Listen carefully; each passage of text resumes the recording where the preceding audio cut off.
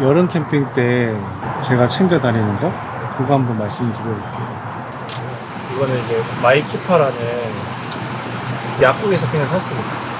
이거 뿌리면은 이거 이런 데 뿌리잖아요.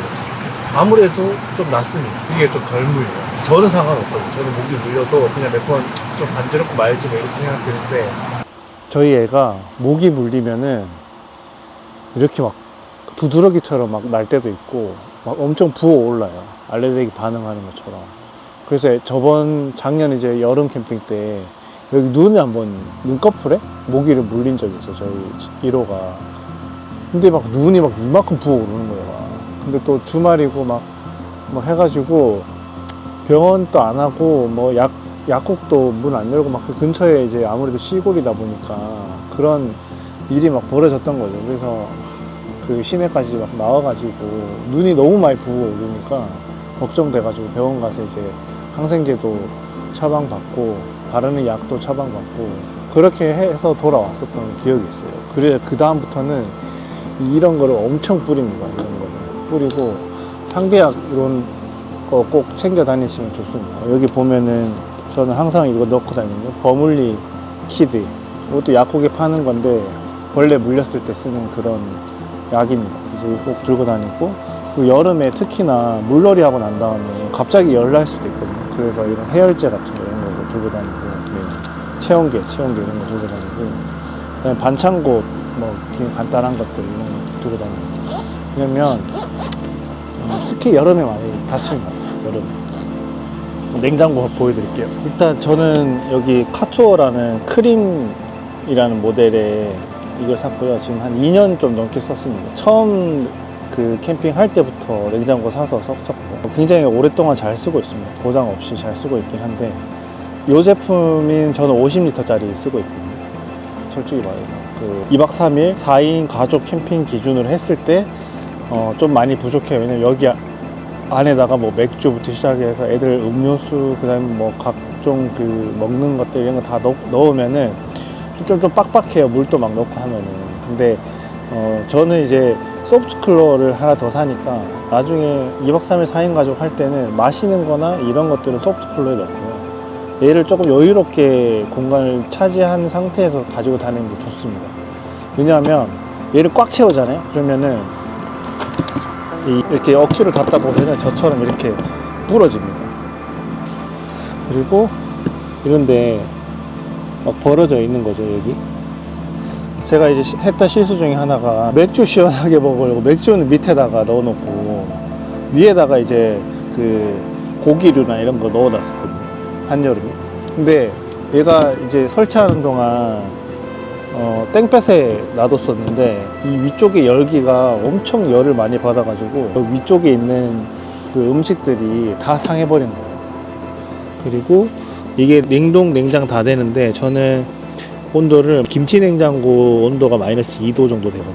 그래서 김치 냉장고 온도에 맞춰 놓거나 조금 더 시원했으면 좋겠다 하면 한 마이너스 3도 4도 정도 해서 저는 냉장으로 세팅해서 씁니다.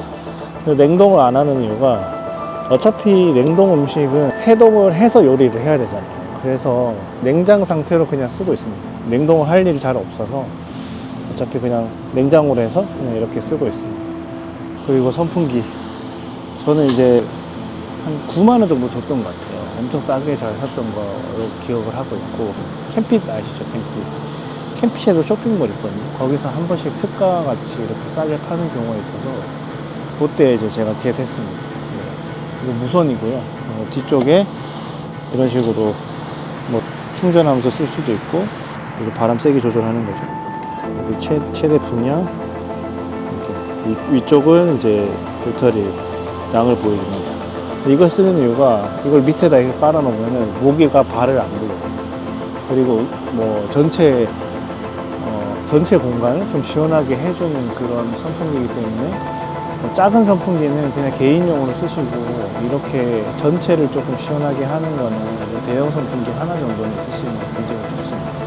그리고 저는 이제 어떻게 이렇게 쓰고, 마지막으로 이거를 제가 쓰고 있습니다. 이게 윌레코드라는 브랜드 건데 400W 정도 먹어요. 그래서 냉방 능력이 한 1500W 정도 되는 것 같은데, 여러분들은 이거 사지 마십시오. 이거 진짜 별로입니다. 성능은 진짜 좋거든요. 근데 진짜 시끄럽고, 무겁고, 뭐 어디 설치하기 되게 힘듭니다. 아무래도 이게 캠핑용이 아니라 그 가정용 창문형 에어컨을 나온 거다 보니까 그렇게 막 엄청 그 캠핑에서 사용성이 좋은 그런 제품 아닙니다. 근데 막 쓰고 있고요. 이렇게 왔다 갔다 하면서 풍량 조절할 수 있고요. 여기로 이제 그 습기를 빨아들이고 여기로 내뱉는 그런 구조인 것 같아요. 그리고 전면에 보시면은 뭐 제습도 있고, 뭐 송풍 모드, 냉방, 뭐 오토 모드도 있고, 풍량 조절할 수 있고요. 뭐 절전도 있고, 뭐 지침, 뭐 예약, 뭐 이런 거 다 있습니다.